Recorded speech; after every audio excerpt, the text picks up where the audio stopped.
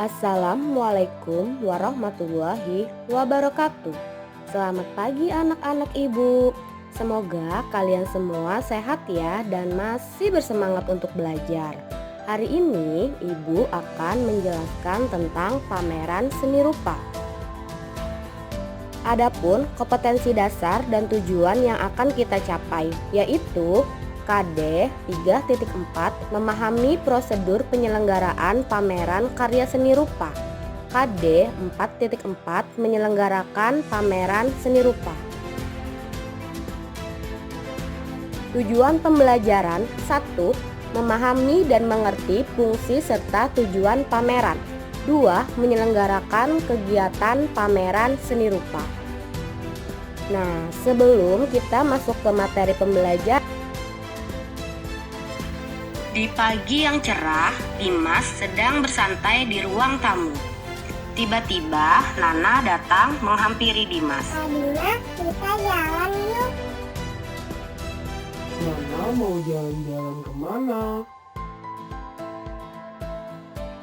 Nana maunya jalan-jalan yang sambil belajar, Kak. Gimana kalau kita pergi ke pameran seni rupa saja? Di sana, Nana bisa belajar banyak hal Ayo, tentang Kak, seni kita rupa. pergi. Dimas dan Nana pun pergi ke pameran seni rupa. Beberapa saat kemudian, sampailah Dimas dan Nana di pameran seni rupa. Wah, ternyata pameran itu bagus ya, Kak. Banyak Iya dong, sekali coba deh karya-karya kamu seni lihat. rupanya. Ada seni lukis, Kalau seni gitu, Nana patung, mau dan deh masih jalan-jalan. nah jadi dari ilustrasi yang kalian lihat tadi, kalian sudah mengerti kan apa yang dimaksud dengan pameran. Jadi, pameran adalah kegiatan yang dilakukan oleh seseorang atau kelompok untuk mengomunikasikan, memperkenalkan, memperhatikan, dan memajang hasil karyanya untuk dinikmati, dihayati, dan diapresiasi oleh orang lain.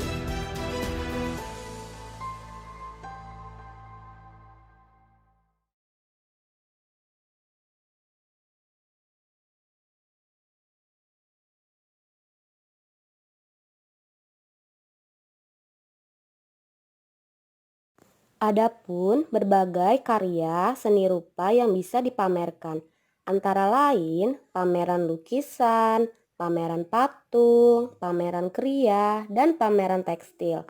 Nah, di samping ada gambar-gambarnya. Yang pertama adalah contoh dari pameran lukisan, yang kedua pameran patung, yang ketiga pameran kriya, dan yang keempat pameran tekstil.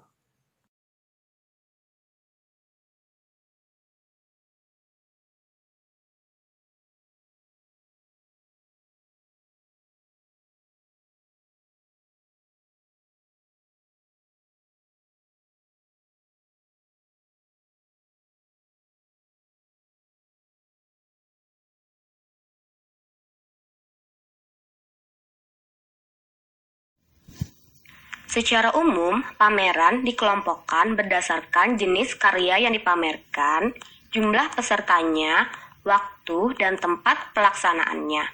Yang pertama, berdasarkan jenis karya. Berdasarkan jenis karya dibagi lagi menjadi dua. Yang pertama adalah pameran homogen, yang kedua pameran heterogen.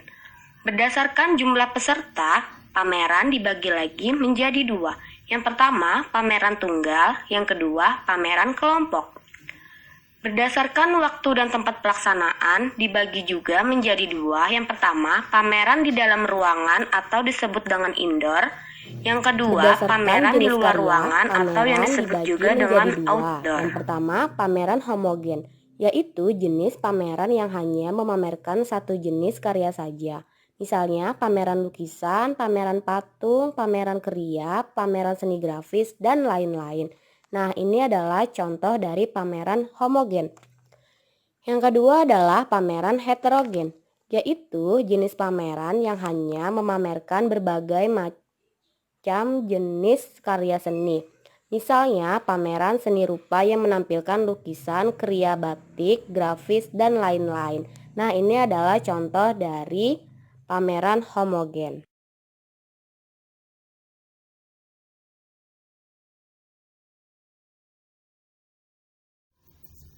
Berdasarkan jumlah peserta, pameran dibagi menjadi dua.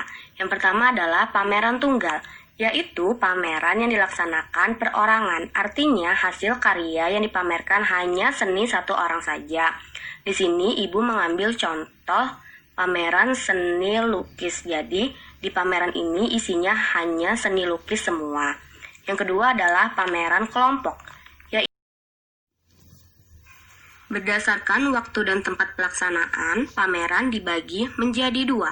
Pertama, pameran di dalam ruangan atau disebut dengan indoor, yaitu pameran dengan mengambil setting tertutup, misalnya di gedung atau di museum. Penyelenggaraan pameran indoor harus memperhatikan penataan, unsur cahaya, sirkulasi pengunjung. Yang kedua, pameran di luar ruangan atau yang disebut dengan outdoor, yaitu penyelenggaraan pameran ini biasanya karya-karya yang tahan terhadap suhu ruangan terbuka. Misalnya, pameran patung batu, walaupun juga pameran lukisan atau keramik.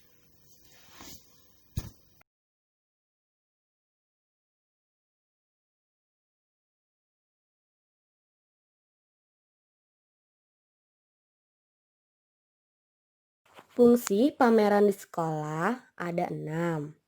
Yang pertama adalah sebagai media penampilan jati diri seorang siswa. Yang kedua, sebagai sarana peningkatan daya ekspresi bagi seorang siswa. Yang ketiga, sebagai media memperluas cakrawala pengetahuan seni. Yang keempat, sebagai media komunikasi antar siswa dengan apresiator. Yang kelima, sebagai sarana perangsang kreativitas siswa dalam berkarya seni. Dan yang keenam adalah sebagai wahana pemunculan ide, aliran, dan jenis seni rupa baru bagi siswa. Dan yang terakhir adalah tujuan pameran seni rupa di sekolah. Yang pertama, membangkitkan semangat siswa dalam berapresiasi karya seni rupa. Yang kedua, meningkatkan apresiasi siswa untuk berkarya seni. Yang ketiga, melatih berorganisasi. Yang keempat, melatih siswa mandiri bertanggung jawab terhadap tugas yang diembannya. Dan yang kelima adalah melatih pekerja sama dalam satu kelompok.